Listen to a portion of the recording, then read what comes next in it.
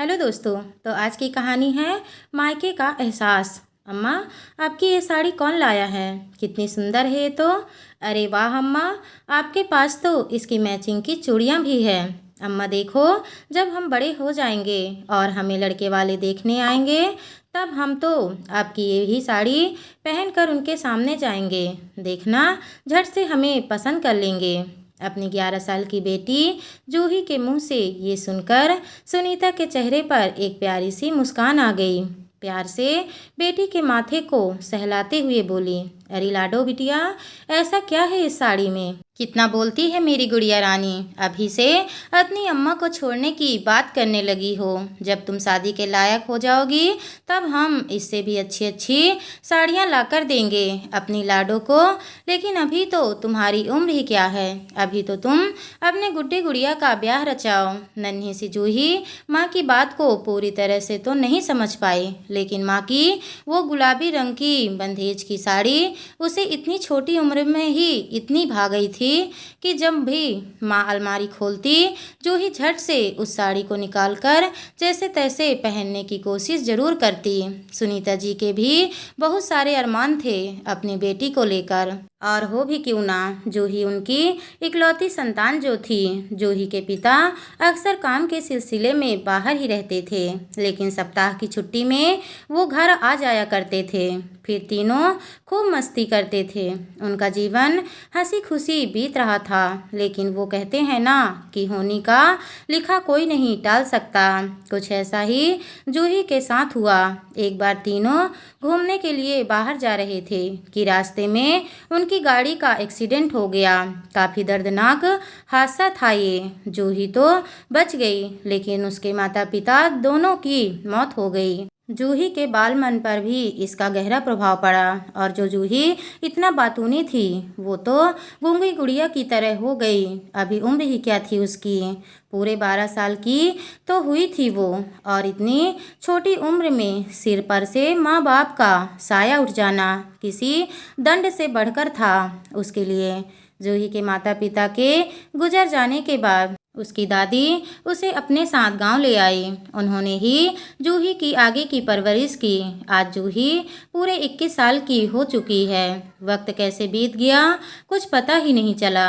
छोटी सी चिड़िया की तरह चहकने वाली जूही अब बहुत ही समझदार और नाप तौल कर बोलने वाली हो गई थी, मानो जैसे बचपन के उस हादसे ने उसकी मासूमियत को छीन ही लिया, और बचपन की सारी बातें भी अब जूही भूल गई थी। जूही की दादी की भी उम्र हो चली थी। वो तो बस इतना ही चाहती थी कि किसी अच्छे लड़के से वो अपनी पोती की शादी कर दे, और एक अच्छा परिवार देखकर उन्होंने जूही की शादी कर दी। विदाई के वक्त उन्होंने जूही को काफ़ी सामान दिया, और साथ में दी उसकी माँ की संदूक। लेकिन जूही ने कभी उस संदूक को ससुराल में नहीं खोला। दिन बीतते चले गए।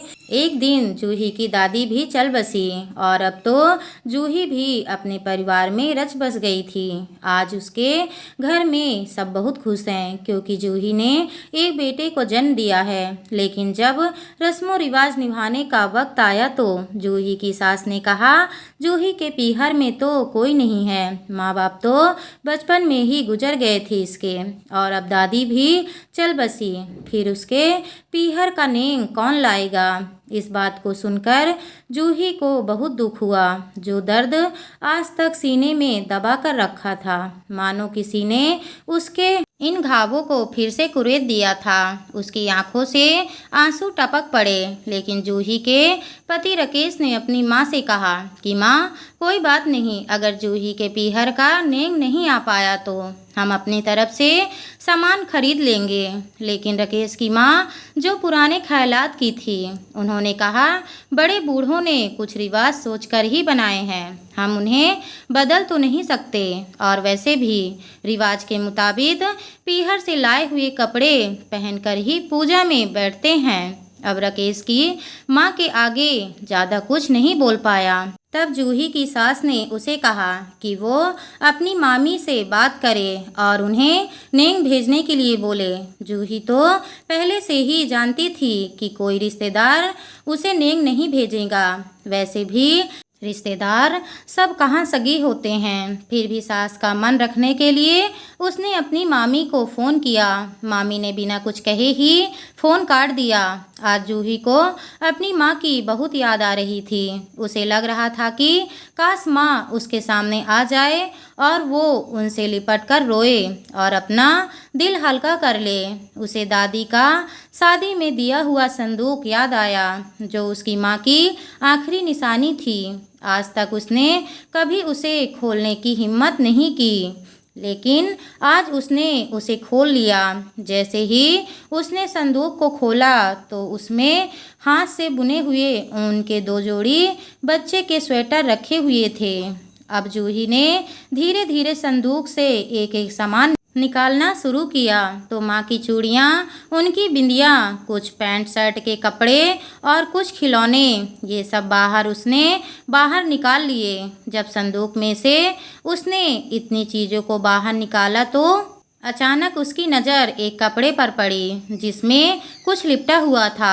उत्सुकता से जूही ने जल्दी जल्दी उस कपड़े को खोला तो देखा कि उसमें एक गुलाबी रंग की बंदेज की साड़ी थी। उस साड़ी को देखते ही जूही का सारा बचपन, माँ के साथ वो नादानी भरी बातें सब उसकी आंखों के सामने घूमने लगी। एक बार तो उसे ऐसा प्रतीक हुआ जैसे कि वो साड़ी नहीं बल्कि माँ ही उसके सामने आ गई हो। जूही उस साड़ी को हाथ में लेकर फफक फफक कर रो पड़ी। आखिर कितनी यादें जुड़ी थी उसकी उस साड़ी के साथ, कितने सारे अरमान बुन लिए थे जूही ने बचपन में ही उस साड़ी के साथ।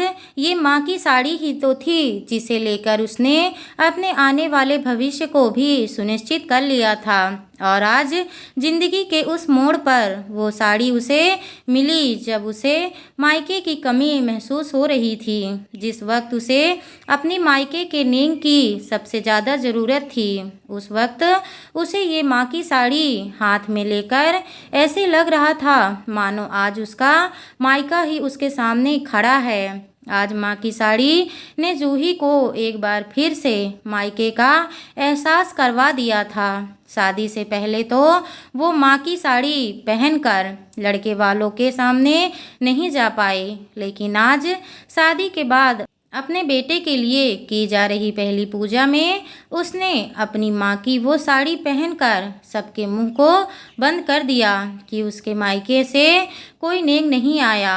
आज उसे लग रहा था मानो उसकी अम्मा उसे कह रही हो, देख लो लाडो, अब ये साड़ी पहनने की तुम्हारी उम्र हो ही गई है, और उसे अपना आशीर्वाद दे रही हो। माँ की उस गुलाबी साड़ी ने उसे उसके मायके से फिर मिलवा दिया था, और मायके का ये एहसास ही काफ़ी था जूही के लिए, जो शायद किसी और के भेजे हुए नेंग से उसे कभी नहीं मिलता।